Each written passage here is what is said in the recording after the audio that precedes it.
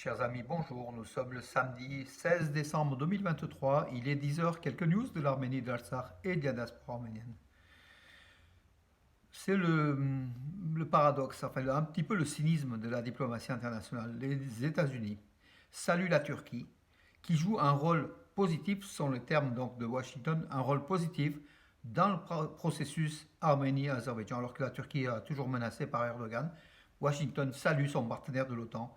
Une nouvelle fois, l'Arménie qui veut aller vers l'OTAN, qui veut aller vers l'Ouest, qui veut aller vers l'Europe, pour se détacher un petit peu de la présence russe qui est encombrante et qui est quelque part aussi hypocrite parce que la Russie a abandonné l'Arménie lors de la guerre de l'Artsakh avec la perte du territoire provisoire du territoire de l'Artsakh. Voilà, Washington, la position de Washington est plutôt pro-turque que pro-arménienne. Donc de toute façon, la Turquie jouera de tout son poids contre l'Arménie auprès de Washington. Voilà donc cette déclaration de Washington quelque part nous refroidit et qui nous plonge à la réalité du terrain. Donc membre de l'OTAN, la Turquie est proche malgré tout des États-Unis, même si Erdogan se rapproche terriblement de Poutine. Mais voilà, donc les intérêts des États-Unis sont pro-turcs plutôt que pro-arméniens.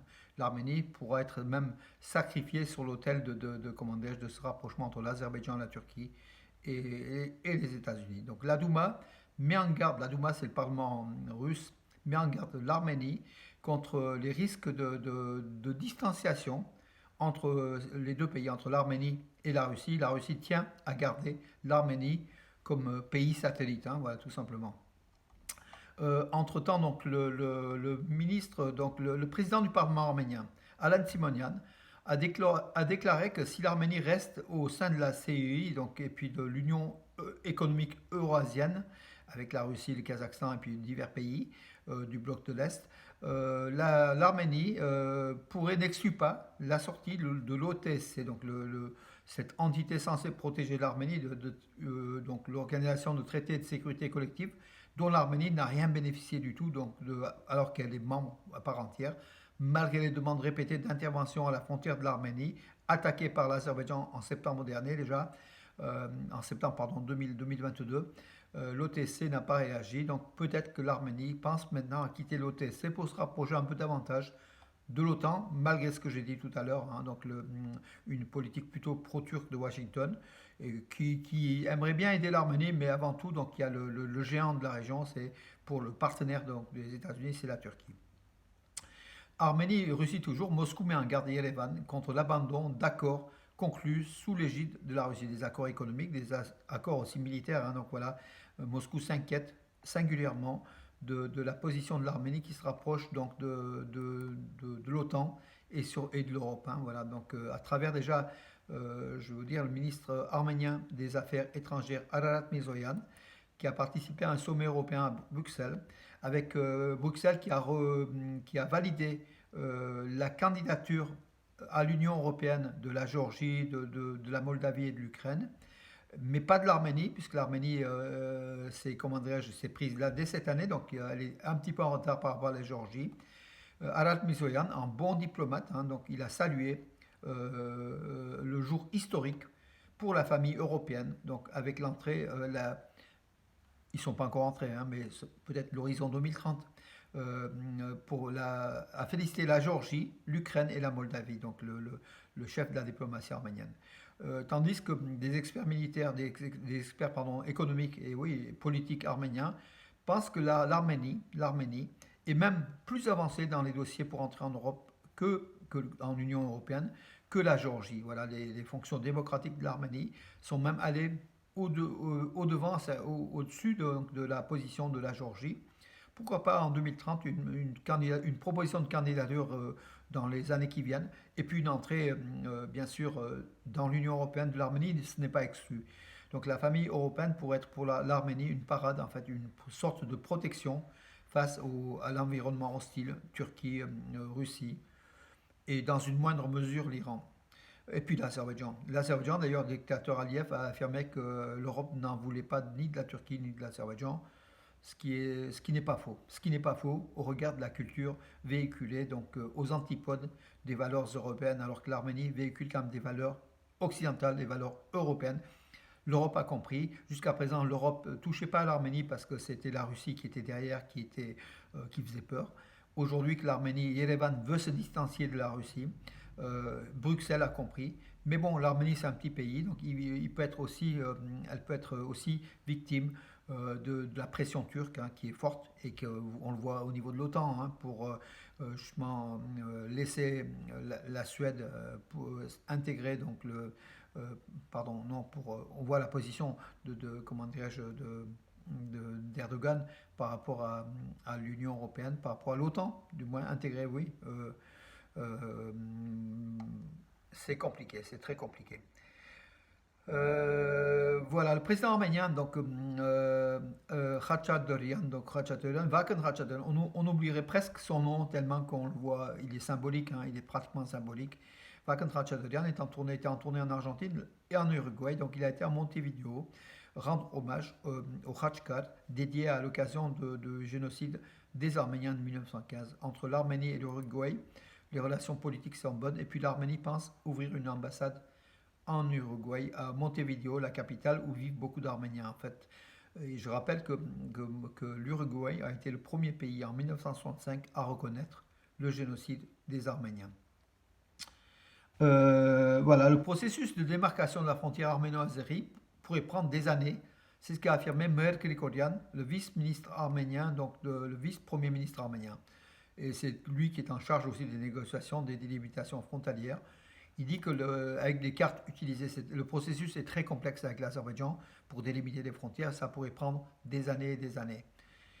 Donc, inauguration officielle. J'en avais parlé en fait du marché, donc, de marché de Noël de Strasbourg, qui est le plus connu au monde, hein, le plus ancien.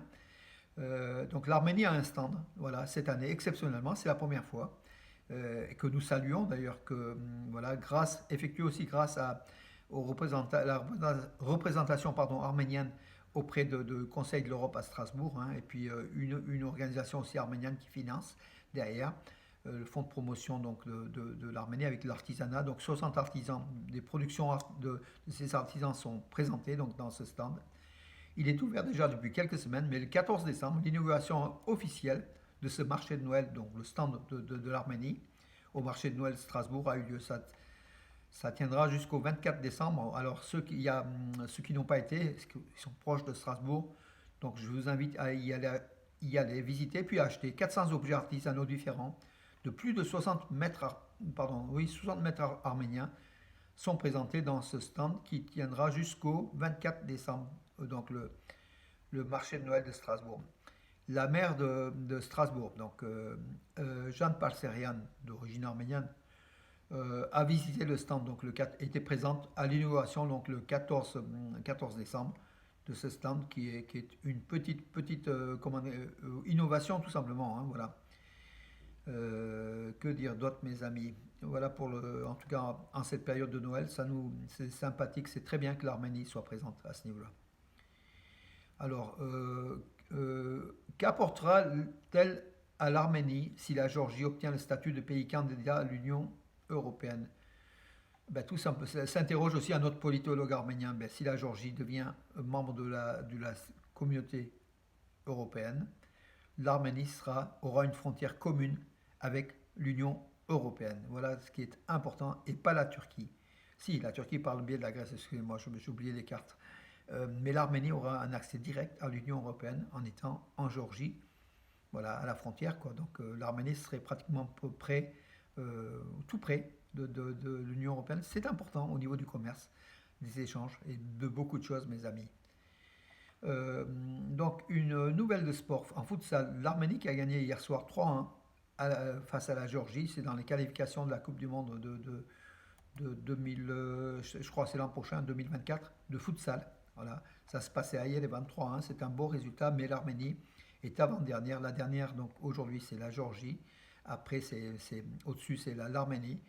Mais ce groupe européen donc, est dominé par le Portugal, qui est pratiquement qualifié avec 12 points, et la Finlande, qui est aussi bien au-dessus devant l'Arménie. Après l'Arménie, troisième, et la Géorgie, quatrième. C'est les deux premiers qui sont qualifiés pour les phases finales des Coupes du Monde. Hein. Voilà, en futsal, on n'en parle pas assez, mais c'est un sport où l'Arménie est quand même assez fort. Hein. Voilà.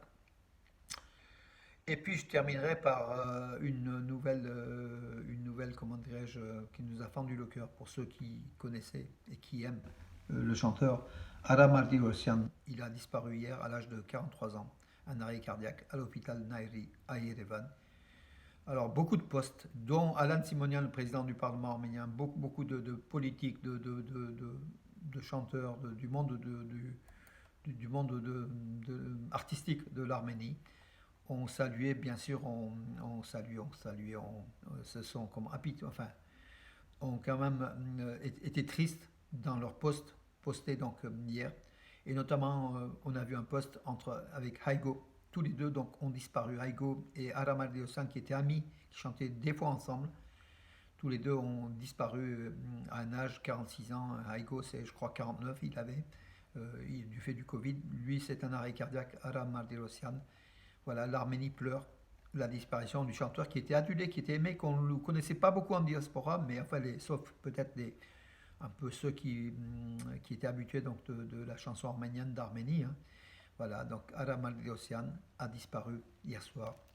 La mauvaise nouvelle du jour, mes amis. Sur ce, bonne journée et à demain.